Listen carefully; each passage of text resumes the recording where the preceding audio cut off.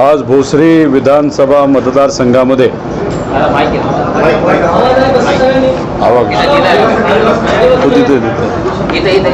कोणतं आहे भोसरी विधानसभा मतदारसंघामध्ये महाविकास आघाडीचे अधिकृत उमेदवार तसंच राष्ट्रवादी काँग्रेस शरदचंद्र पवार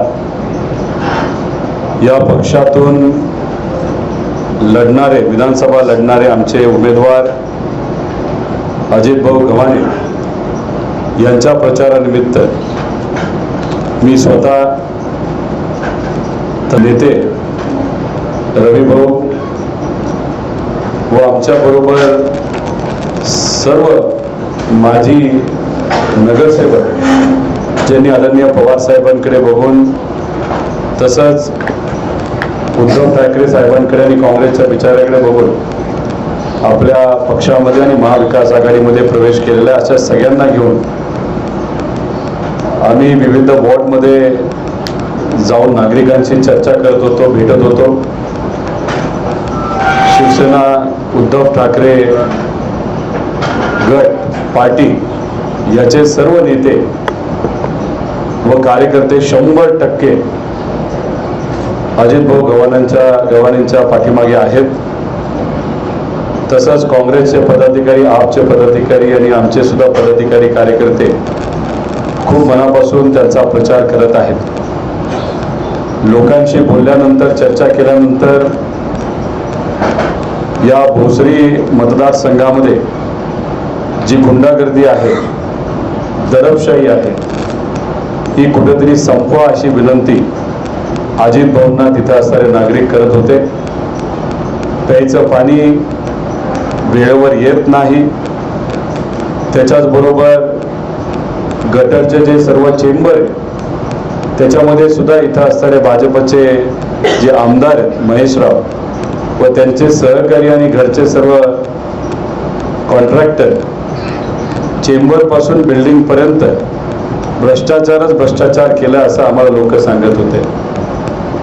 काही एरियामध्ये रेड झोनचा प्रश्न आहे, काही परिसरामध्ये ट्रॅफिकचा प्रश्न आहे आणि सगळ्यात महत्त्वाचं म्हणजे भ्रष्टाचार या शहरामध्ये ज्या पद्धतीने झालेला आहे हा सर्व लोकांना माहीत आहे.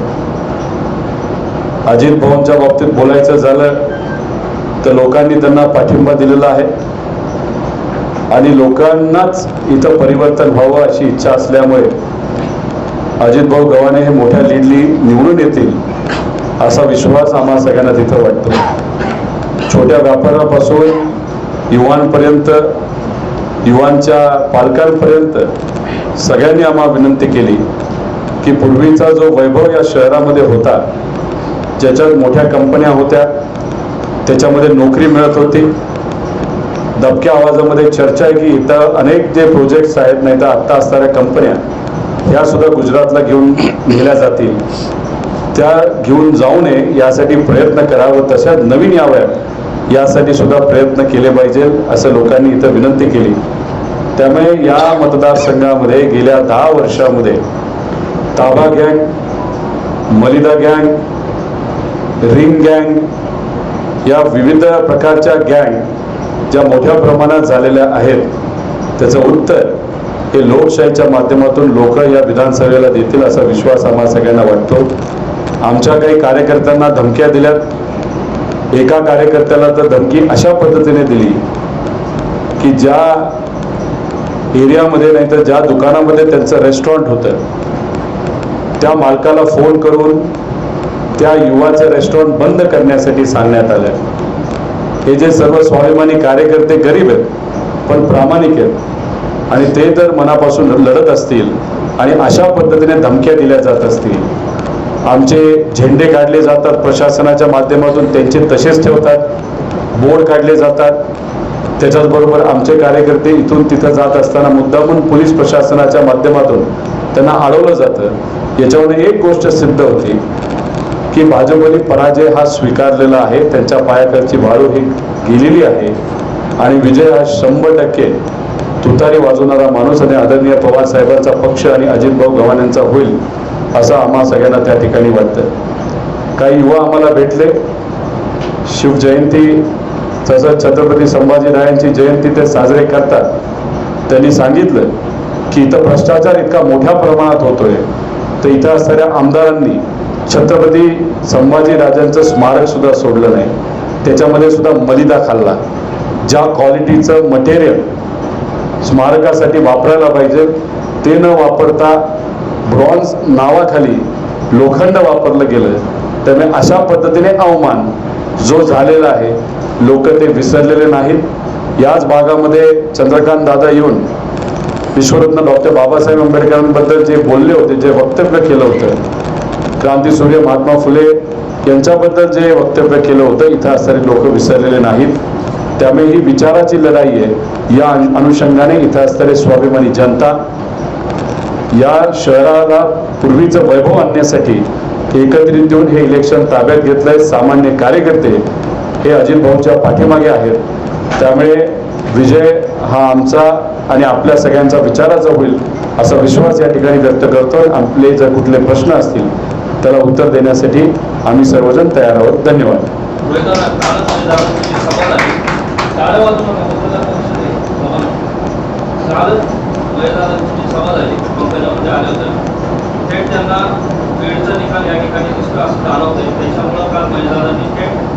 सगळ्या विरोधकांना धमकी दिली आहे की वारकरी नाही तर धारकरी सुद्धा आहे. या माध्यमातून तुम्ही काय? मला एकच त्यांना विचारायचं आहे, तुम्ही स्वतःला वारकरी म्हणता, जेव्हा तुमच्या नेते देवेंद्र फडणवीसांनी वारकऱ्यांवर लाठीचार्ज केला तर विरोध करण्याची हिंमत तुमच्यात होती? जेव्हा छत्रपती शिवाजी महाराजांच्या स्मारकामध्ये तिथं त्यांच्या नेत्यांनी मलिदा खाल्ला आणि स्मारक ज्या किमतीचं बांधलं त्याच्यापेक्षा कितीतरी जास्त खर्च नरेंद्र मोदींच्या हेलिकॉप्टरच्या हेलिपॅडसाठी खर्च केला, त्याचा विरोध केला. विश्वरत्न डॉक्टर बाबासाहेब आंबेडकरांचा अवमान झाला, हिंमत होती विरोध करायची. त्यामुळे तुम्ही उगाच हवेत गोळ्या मारू नये. हिंमत असली असती तर आतापर्यंत तुम्ही तुमच्या नेत्याच्या विरोधात सुद्धा बोलू शकला असता. त्यामुळे ह्या गप्पा गोष्टी तुमच्या व्यासपीठावर तुम्हाला योग्य वाटत असतील, पण इथं असणारी स्वाभिमानी जनतेने हे इलेक्शन हातात घेतलेलं आहे आणि कृपा करून धमक्या देऊ नका. आम्ही पण काय राजकारणामध्ये गोट्या खेळायला आलेलो नाही, आम्ही सुद्धा शांत बसणार नाही. त्यामुळे इथं स्वाभिमानी लोक लढत आहेत, लोकांसाठी आम्ही लढत आहोत, भ्रष्टाचार काढण्यासाठी लढत आहोत. त्यामुळे 20 तारखेनंतर 100 लोकांबरोबर तुम्हाला बसायचं आहे तुमच्या कार्यकर्त्यांबरोबर आणि इथं असणाऱ्या 6 लाख लोकांची सेवा खऱ्या अर्थाने अजितभाऊ गव्हाणे करतील आमदार म्हणून, असा आमच्या सगळ्यांचा विश्वास आहे.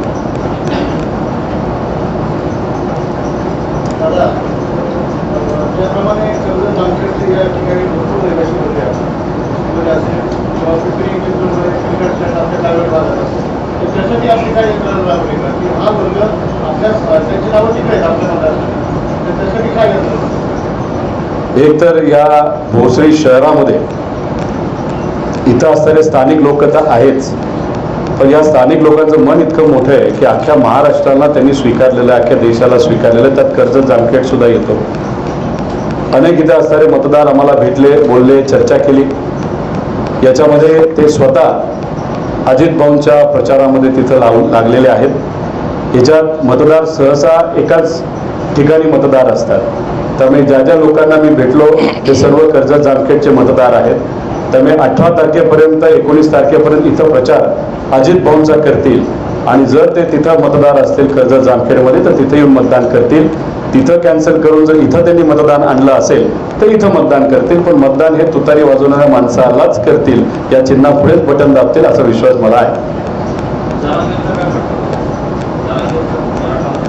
मी एवढंच इथं सांगेल की आम्ही इथं राजकारणाच्या माध्यमातून समाजकारण करतो. जे 100% समाजकारण करतात त्यांनी आपापल्या लेवलला त्यांनी तिथं भूमिका घेतली, त्यांची ती प्रामाणिक भूमिका आहे. त्यामुळे समाजकारण जे दुसरे करतात आणि आम्ही जे राजकारण समाजकारण करतो हे आम्ही मिक्स करत नाही. त्यामुळे त्यांच्या भूमिकेचा फायदा होईल का नुकसान होईल याच्यापेक्षा आम्ही प्रामाणिकपणे इथं असणाऱ्या लोकांना विश्वासात घेऊन ती लढत आहोत. तिथं ते समाजासाठी लढत आहेत, आम्ही सुद्धा इथं असणाऱ्या जनतेसाठी लढत आहोत. त्यामुळे शेवटी रयतेच हे कुठेतरी लढाई आहे असं इथं म्हणावं लागेल. वाशिमला बटेंगे तो कटेंगे म्हणणारे जे मोठे नेते उत्तर प्रदेशमधून इम्पोर्ट करून या महाराष्ट्रामध्ये आणलेत ना, त्यांच्या सभेला गर्दी जर तुम्ही बघितली तर 3000च्या पुढे गर्दी नाही. त्यामुळे ही जी उत्तर प्रदेशची स्टाईल आणि खऱ्या अर्थाने गुजरातची स्टाईल जर महाराष्ट्रावर लादण्याचा प्रयत्न ते बटंगी आणि कटंगेवाले जर करत असतील त्यांनी विसरून जावं. इथं वारकरी संप्रदाय आहे, संतांची भूमी आहे, महामानव इथं राहून गेलेले आहेत, वास्तव त्यांचं राहिलेलं आहे. आम्ही सगळ्यात त्यांच्या विचाराचे आहोत. त्यामुळे ही गुजरात स्टाईल आणि उत्तर प्रदेशची स्टाईल या महाराष्ट्रामध्ये चालणार नाही. अमित शाह साहेब सुद्धा येऊन इथं बरंच काय बोलून गेलेले आहेत. म्हणजे भाजपचे नेते काय करतायत तर मेन मुद्द्यावरनं म्हणजे नोकरी, व्यवसाय, हाताला काम, पोटाला अन्न या विषयांवरनं चर्चा हिंदू मुस्लिम नाही तर द्वेषाकडे घेऊन जाण्याचा प्रयत्न तिथं करत आहेत. आता ही गुजरातशाही इथं असणारे स्वाभिमानी मराठी माणसं ज्या पद्धतीने लोकशाहीला उत्तर दिलं, त्यामुळे या विधानसभेमध्ये सुद्धा मला असं वाटतं की विथ इंटरेस्ट आपण इथं उत्तर देऊन भाजपला हद्दपार केल्याशिवाय राहणार नाही.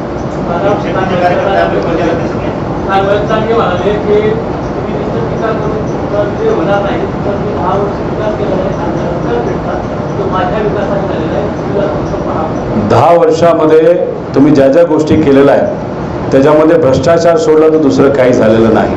अहो तुम्ही चेंबर सुद्धा सोडलं नाही भ्रष्टाचारासाठी आणि मग तिथं छत्रपती संभाजीराजांच्या स्मारकाला सुद्धा तिथं सोडलं नाही.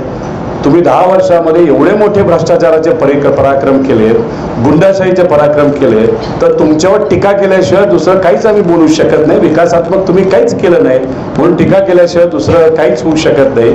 उलट आम्ही आमच्या भाषणाच्या मदतीने तिथे हेच सांगतोय की आपल्याला रोजगार द्यावा लागेल. ज्या कंपन्या गुजरातकडे घेऊन जाण्याचा प्रयत्न भाजप करत आहेत त्या थांबवाव्या लागतील आणि गतवैभव जे या भोसरी शहराला होतं ते परत एकदा आपल्याला आणावं लागेल. पूर्णपणे गुंडाशाही आणि भ्रष्टाचार या भूमीतून आपल्याला हद्दपार करायचं आहे. त्यामुळे ते काय बोलतात याच्यापेक्षा लोक काय बोलतात हे जास्त महत्त्वाचं आहे. लोकांचं मत आहे की यांना घरी बसवायचं आणि इथं परिवर्तन घडून आणायचं. हा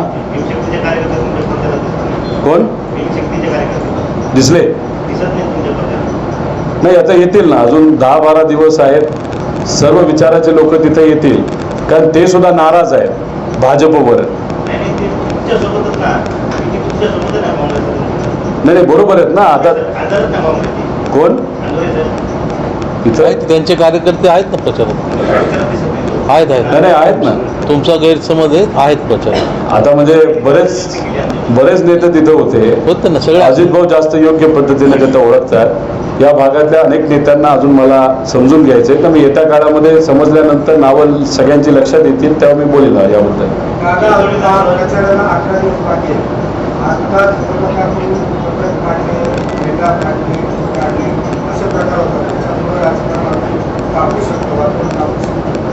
जेवढं जास्त तापवतील, जेवढी जास्त गुंडाशाही करतील तेवढंच मताधिक्य अजित भाऊंचं तिथं वाढणार आहे.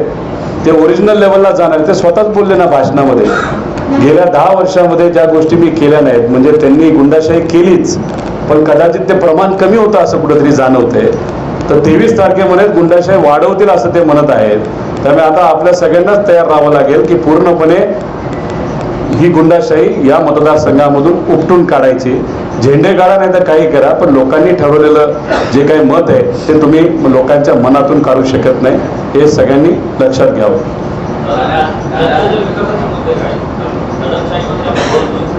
एक तर दडपशाही हा अतिशय महत्त्वाचा विषय आहे कारण सामान्य लोकांच्या निगडीत राहिलेला विषय आहे ज्याच्यामध्ये त्यांचं ऑफिस तसंच राहतं आणि बाकीच्यांचं अतिक्रमण तुम्ही तिथं काढता. ताबा गँग जी आहे, चांगल्या जागा बघायच्या तिथं ताबा घ्यायचा. विश्वरत्न डॉक्टर बाबासाहेब आंबेडकरांच्या स्मारकासाठी जी जागा अलोकेट केली होती तिथं त्यांनी तिथं ऑफिस बांधलं. त्यामुळे दडपशाही काढणं हे जास्त महत्त्वाचं आहे. त्याच्याच बरोबर आम्ही सर्वजण महाराष्ट्राच्या हितासाठी जेव्हा बोलतो तेव्हा MIDC बद्दल बोलतो, नवीन कंपन्यांबद्दल बोलतो. भोसरीमध्ये शेती राहिलेली नाही. इथं जोपर्यंत नवीन कंपन्या येणार नाहीत आणि आहे त्या कंपन्या त्याचं एक्सपेन्शन होणार नाही तोपर्यंत इथं अजून पुढचा विकास तिथं होणार नाही. त्यामुळे जर खऱ्या अर्थाने आपल्याला विकास करायचा असेल तर त्या अनुषंगाने MIDCवर लक्ष द्यायची जरूरत आहे. ज्या पद्धतीने पलीकडच्या भागामध्ये चिंचवड भागामध्ये IT सेक्टर आहे, इथं सुद्धा सरकारी जमिनी तिथं असतील तर योग्य असं नियोजन करून इथं सुद्धा आपल्याला IT पार्क जर बांधता आलं, त्याच्यामध्ये काही नवीन इन्व्हेस्टमेंट आणता आल्या तरच या भागाची प्रगती तिथं होऊ शकते. आणि भ्रष्टाचार जर महापालिकेतून आपण काढू शकलो तर मला आपल्या सर्वांना सांगायचं आहे की 8,000 कोटीचं यांचं बजेट आहे, त्याच्यामध्ये 1,500 कोटी फक्त भ्रष्टाचारमध्ये बाहेर चाललेले आहेत. तो पैसा तरी आपण थांबवू शकलो तर आरोग्यापासून फार शिक्षणापर्यंत महिला सुरक्षितेपासून बरंच काही आपण या मतदारसंघामध्ये करू शकतो. याच्यावर खऱ्या अर्थाने चर्चा होण्याची जरूरत आहे. पण आज सत्तेत असणारे आमदार दमदाटे केल्याशिवाय दुसरं काहीच बोलत नाही. ते त्यांच्या लेवलवर आहेत. आम्ही विकासाचे मुद्दे घेऊन चाललो आहोत, पण विकास बोलत असताना पुढचा व्यक्ती काय लेवलचा आहे हे सुद्धा सांगण्याची जबाबदारी आमच्या सगळ्यांची आहे. दादा मगाशी म्हणाला की आमच्या कार्यकर्त्यांना दम दिला जाते, मात्र दिल्लीमध्ये भाषण करत असताना महेश नागे यांनी सुद्धा म्हटलं आहे की आमचे जे कार्यकर्ते प्रचार वगैरे करतात तर त्यांना दम दिला जातो, तुम्ही प्रचार करायचा नाही, 20 तारखेपर्यंत 20 तारखेनंतर दम दिलेला आहे. आता ते दम कोण म्हणाले? लोकांना विचारा, तुम्हाला उत्तर कळेल. महेश दादा दम देऊ शकतात का अजित भाऊ दम देऊ शकतात? अजित भाऊंकडे बघितल्यानंतर वाटतं तुम्हाला ते दम देऊ शकतात? ते चांगल्या विचाराने कार्यकर्त्यांच्या पाठीमागे भक्कमपणे राहून या परिसराचा विकास नक्की करू शकतील, पण दम देऊ शकत नाही. त्यामुळे उद्या जाऊन एखादा गुंडच जर म्हणत असेल मी गुंड नाही आहे, माझे कार्यकर्ते लय चांगले आहेत, तर तुम्ही काय विश्वास ठेवणार आहात का? ते या लेवलला जात आहेत आणि त्याच्यावरूनच समजून घ्या की ते किती घाबरलेले आहेत. त्यामुळे लोकच जर ऐकत नसतील तर एखाद्याला जे एक अधिकारशाही आपली या मतदारसंघात असं वाटत होतं, लोकच जर ऐकत नसतील तर जरा ताप होणार ना, त्रास होणार, इगो हट होतो. त्यामुळे यांचा जो अहंकार आहे आणि पैशाचा माज आहे ते या इलेक्शनमध्ये उतरवण्याची वेळ आलेली आहे. आणि आमदारकीला परिवर्तन झाल्यानंतरच आपल्याला महानगरपालिकेमध्ये परिवर्तन करता येईल. जे काही आता वाटून घेतली महानगरपालिका, रस्त्याच्या बाजूला ते आणि रस्त्याच्या अलीकडे हे सुद्धा जे काही साम्राज्य या दोन मोठ्या नेत्यांचं आहे, चिंचवडच्या आणि आपल्या या भोसरीच्या, हे सुद्धा कुठेतरी आता बदलण्याची जरूरत आहे आणि सामान्य लोकांचं साम्राज्य या मतदारसंघामध्ये आणायची वेळ आलेली आहे.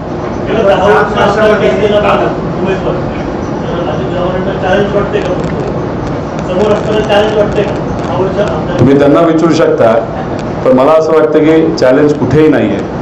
जर आपण बघितलं तर अनेक लोकांना असं वाटत होतं लोकसभेला स्वीप मारू म्हणजे महायुतीच्या लोकांना.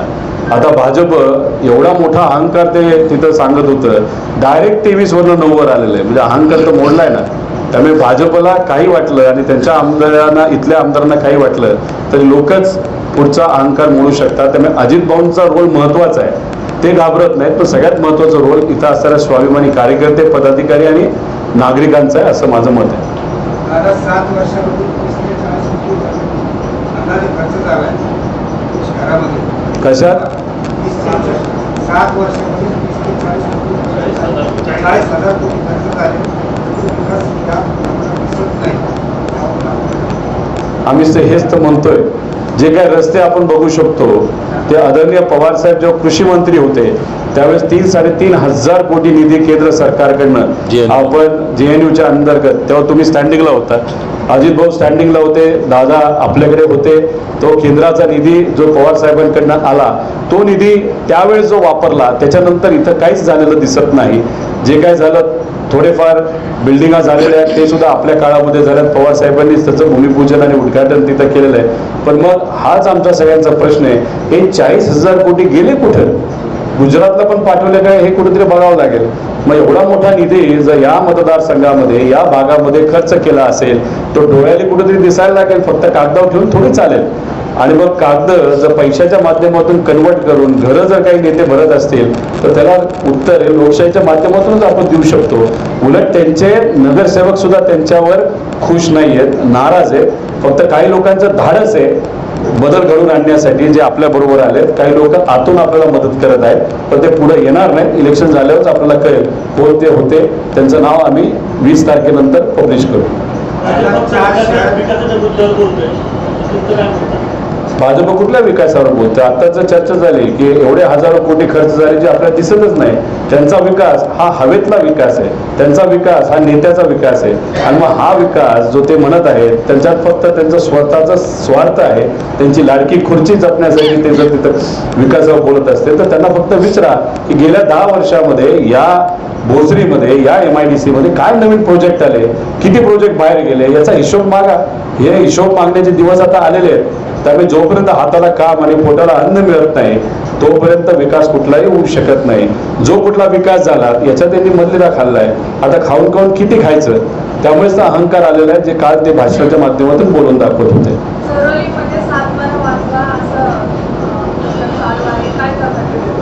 आता ते कोण करतात माहित नाही, पण एक आहे की भाजपमध्ये एक मोठी ताबा गँग आहे. ती ताबा गँग काय करते की जिथं जमीन दिसेल तिथं लोकांना पाठवतात, ताबा घेतात आणि मग जमीन कमी किमतीमध्ये नाहीतर 7-12 कमी किमतीमध्ये तिथं घेऊन मोकळे होतात आणि मग बिल्डिंग बांधतात. आता पूर्वी जेव्हा काय म्हणतात ते ट्रक ये जा करायचे जकात मध्ये आणि त्या काळामध्ये जकातच्या विषयामध्ये कोण कोण होतं याचा अभ्यास जरा त्या काळामध्ये असणारे जे व्यावसायिक आहेत त्यांना तुम्ही विचारा, मग ते स्पष्टपणे आपल्या सर्वांना सांगतील कोण होतं. आता ते जकातवरनं ताब्यावर आले आणि 7-12वर आलेत असं आपल्याला म्हणावं लागेल.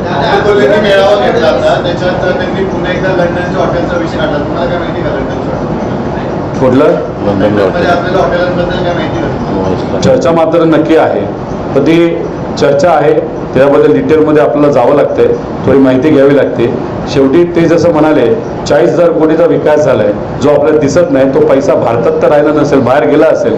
आता बघावं लागेल कुठं कुठं हॉटेल बांधलेले आहेत, आता हॉटेलचं नाव काय दिलं हे सुद्धा आपल्याला बघावं लागेल.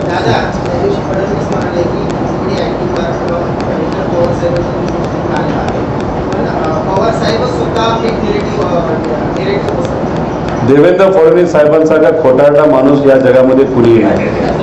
त्यामुळे ते आज जे काय बोलतात तेच फेक नरेटिव्ह आहे. आज महाराष्ट्राच्या हितासाठी आपल्याला बोलायचं आहे आणि तो विषय कुठला काढतायत की राहुल गांधींनी 1.5 वर्षापूर्वी संविधान जे घेतलं होतं त्या संविधानाचा रंग कुठला होता. अहो आमचं सगळ्यांचं मत आहे की रंग तुम्ही बघण्यापेक्षा संविधान जरा वाचा. तुम्ही वकील आहात ते तर तुम्ही वाचणार नाही. महाराष्ट्रातून आणि या देशातून संविधान कसं बाजूला जाईल, त्याची ताकद कशी कमी होईल यासाठी देवेंद्र फडणवीसांपासून त्यांच्या नेत्यांनी तिथं काम केलंय आणि तुम्ही आज रंगावर बोलता. त्यामुळे हे जे काही नरेटिव्ह सेट करण्याचा प्रयत्न ते करत आहेत, गेल्या 2.5 वर्षामध्ये हे सरकार बऱ्याच गोष्टींमध्ये कमी पडलेलं आहे. त्याच्यावर पडदा टाकण्यासाठी आज कुठेतरी संविधानाचा मुद्दा ते काढतायत. त्याच्याचबरोबर अमित शाह इथे येऊन हिंदू मुस्लिम करत आहेत आणि उत्तर प्रदेशमधले महान नेते ज्यांची खूप मोठी सभा 3,000 लोकांची झाली तिथं बटंगे आणि कटंगे म्हणत आहेत. अहो महाराष्ट्राची स्वाभिमानी भूमी आहे, इथं येऊन असे शब्द असे विषय हे चालत नाहीत. हे लोकसभेमध्ये सुद्धा तुम्ही बघितलेले आहे आणि विधानसभेमध्ये विथ इंटरेस्ट लोक तुम्हाला उत्तर दिल्याशिवाय राहणार नाही. आता शहरातले 3 मतदारसंघ आणि मावळ 4ही मतदारसंघ तुटलेला आहे. तुम्ही सांगताय भोसरीमध्ये आपल्याला 3 मतदारसंघाचं काय? आज इथं आहे, उद्या पिंपरी आणि चिंचवडमध्ये तिथं आहे, पण तिन्हीकडे फाईट जबरदस्त आपली आहे. इथं तर आपण प्लसमध्ये आहोतच आणि दोन्हीकडे पण सुद्धा सकारात्मक वातावरण तिथं आहे. अजून ताकद लावण्याची जरूरत आहे. पलीकडे काय आहे तर दबाव तंत्र आहे आणि पैसा खूप मोठ्या प्रमाणात आहे.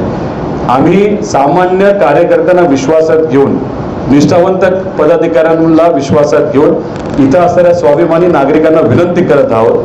पलीकडे पैशाचा माज असल्यामुळे थोडंसं लोकांचं मत आहे की पैसा कदाचित चालून जाईल, पण लोकांची चर्चा केल्यानंतर आम्हाला विश्वास आहे तिन्हीच्या तिन्ही आमदार आणि मावळमध्ये सुद्धा भाजपचा नाहीतर भाजप नाहीतर अजितदादांचा जो कुठला आमदार आहे तो काही निवडून येईल असं वाटत नाही. काय शंकरराव काय म्हणतात? गेली अनेक वर्ष तुम्हाला संधी दिली होती ना, काय केलं तुम्ही त्या नकाशाच्या बाबतीत? आता मला माहित नाही की तुमच्या सुद्धा बाहेर कंपन्या आहेत का हॉटेल आहेत का, हे कुठेतरी लोकांना सांगावं लागेल. त्यामुळे लोक आता हुशार झालेली आहेत, त्यांना माहिती आहे कशा पद्धतीने पैसा काढला जातो, कशा पद्धतीने रिंग केली जाते आणि रिंगमध्ये एखादं काम 20-20, 30-30% कमिशन घेऊन कसं घेतलं जातं हे सुद्धा माहिती आहे. आणि भाजपचे काही जे नेते आपल्याकडे आलेले आहेत त्यांना तर कुठला हक्क सुद्धा नव्हता.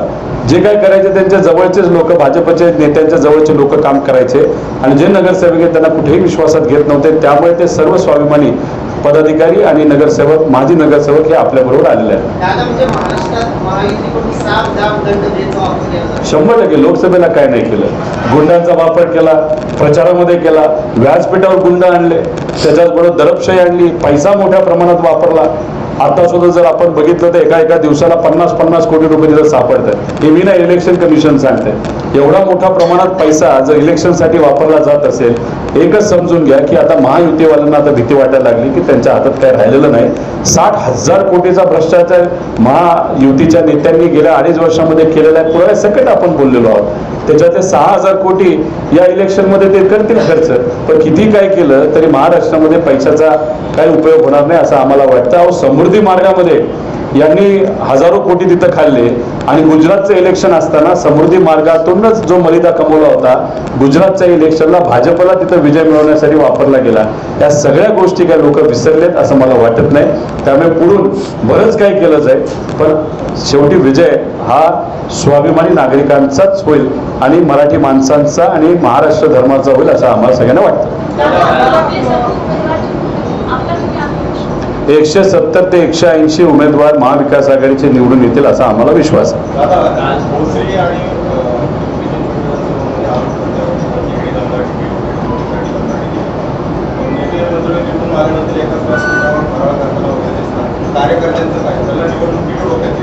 जाऊ द्या, पूर्वी काय झालं याच्यापेक्षा आता नवीन पिढीतले लोक आलेले आहेत.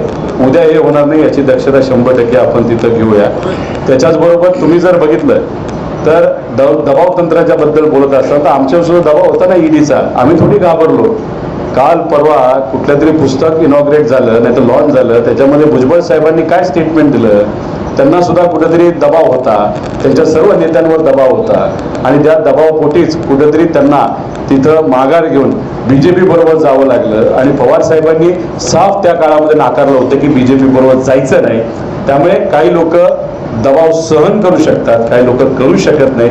एवढाच मात्र फरक, जे सहन करू शकत नाहीत ते सर्व भाजपमध्ये आहेत. जे सहन करू शकतात दबाव आणि संघर्षाची भूमिका घेऊ शकतात ते आमच्याकडे आहेत आणि आम्ही सर्वजण त्यासाठीच खऱ्या अर्थाने लढत आहोत.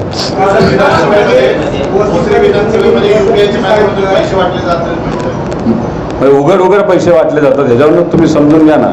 पूर्वी कॅश वापरलं जायचं असं आम्हाला कळायचं. आता UPI आणि हे जे काही ऑनलाईन गोष्टी आहेत, म्हणजे पोलीस प्रशासनावर यांना एवढा विश्वास आहे की पोलीस प्रशासन त्यांना हात लावू शकत नाही. पण पोलीस प्रशासन किती दिवस तुम्हाला मदत करणार आहे? 23 तारखेपर्यंत. महाविकास आघाडी सरकार आल्यानंतर ज्या ज्या अधिकाऱ्यांच्या कंप्लेंट आमच्यापाशी येतील, आमच्या नेत्यांपाशी येतील, त्यांना काही मात्र आम्ही नंतर सोडणार नाही. त्यामुळे अधिकाऱ्यांनी एवढीच काळजी घ्यावी की गरिबाला कुठेही अडचण होऊ नये, सामान्य लोकांना अडचण होऊ नये, चुकीच्या गोष्टी होऊ नये याची दक्षता अधिकाऱ्यांनी घ्यावी. उगाच वर्दी घालून नाहीतर सरकारी बिल्ले घालून भाजपचा प्रचार जर कुठले अधिकारी करत असतील ते हे येत्या काळामध्ये खपून घेणार नाही अशी सुद्धा विनंती या ठिकाणी करतो. 100% जामखेडमध्ये तर प्रचार करतायत. जे काही मोठे मोठे गुंड आहेत ते राम शिंदे सरांचा प्रचार तिथं करत आहेत आणि त्यांनी लोकसभेमध्ये सुद्धा घड्याळाचा प्रचार केला होता, भाजपचा प्रचार केला होता. ज्या लोकांना CP बोलवतात, परेड करायला लावतात, आता ती व्यक्ती राम शिंदे बरोबर हाताला हात धरून खांद्याला खांदा लावत तिथं भाजपचा प्रचार करत आहे. याच्यावरून समजून काय परिस्थिती आली या महाराष्ट्रामध्ये.